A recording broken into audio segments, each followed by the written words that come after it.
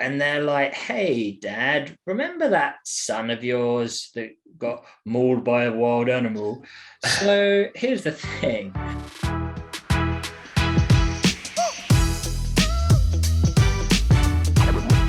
Welcome to the Bible in 1 Year podcast, brought to you by two Brits and a Bible.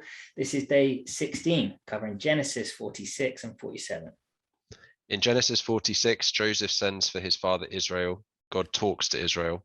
And in Genesis 47, Pharaoh meets Joseph's family, the famine worsens, and Egyptians have to trade their cattle and land for food.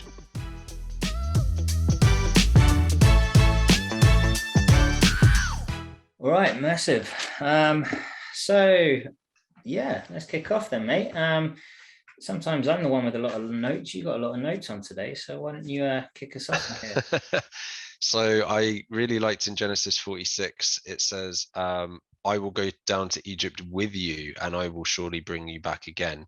And Joseph's own hand will close your eyes. Yeah. The assurance that Israel/Jacob gets from God is just amazing. And I just love that he's there to hold us in all of these things. And of course, I love the faithfulness of Jacob. He's really leaned into God his whole life. And this is like getting to the completion of that journey for him.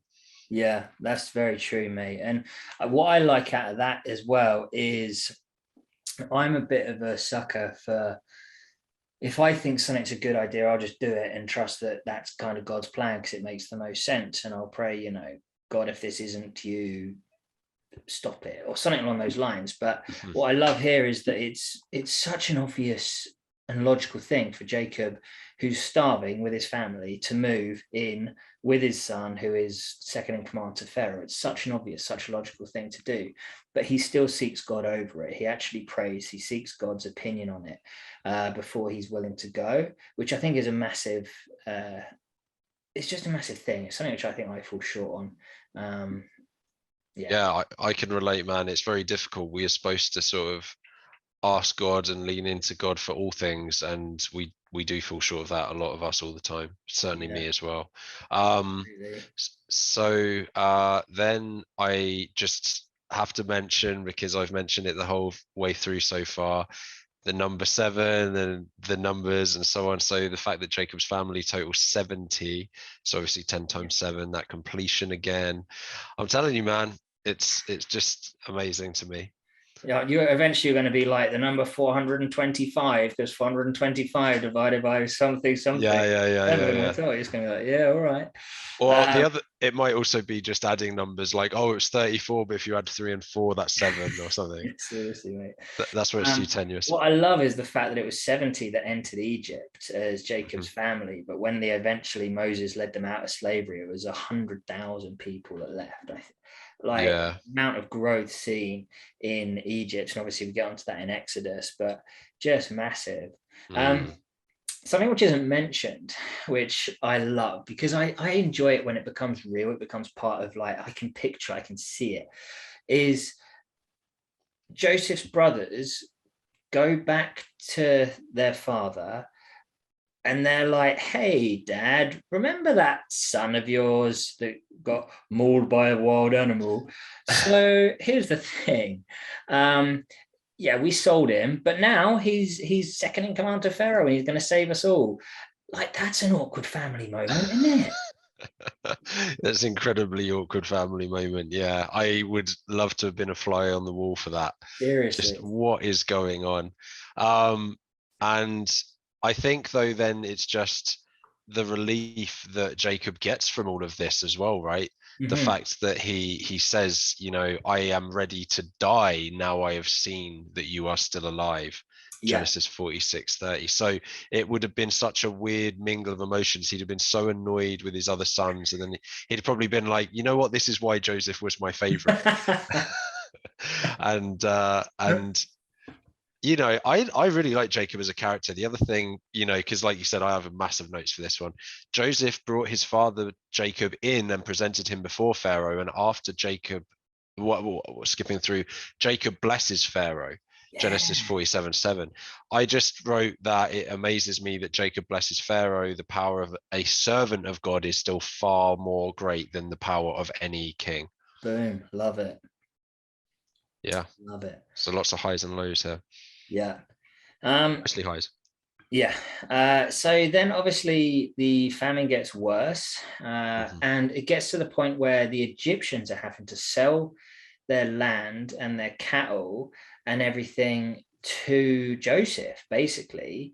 Now, is he starting to show too much pride here, that he is buying this rather than being generous? Or where's this coming from? Because it seems like a bit of a harsh thing to be doing, to be, using it to effectively build your own and presumably Pharaoh's wealth, instead of just being generous with all the hard work that all these people did for you in the 7 years where they were building all these storage houses and harvesting and all that stuff.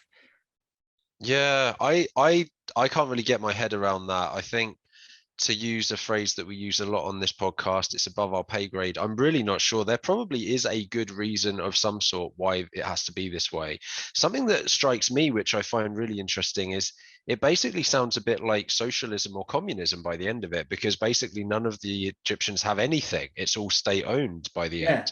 And you'll give a fifth of what you earn to. Yeah. Yeah, it's a bit distressing. And well, I mean, obviously that's why, I mean, the way I see it is probably this is all part of why the Exodus eventually has to happen. It's like the inevitable kind of building up of this power structure. And then when we get into Exodus, obviously there's that whole debate of why God hardens Pharaoh's heart. And I think it's because he wants to really show his power and might and why he is their God. And this is all a precursor to that, as far as I can see. Yeah. He has to make it or it has to become as bad as possible for God to soften the hearts of many of the people that just didn't really believe anymore properly, That's very fair. So speaking of the Jewish identity and stuff like that, one final thing I had here is Jacob says to, well, we'll talk about the hand on thigh thing as well, on the thigh thing. That still, I'm not sure about that, but says to Joseph, "Do not bury me in Egypt." And I just put, Jacob spent 17 years in Egypt, but he still knew where his real home was. And it reminds me a bit of Daniel, the book of Daniel, the fact that Daniel doesn't get tempted by the Babylonian way of life or anything.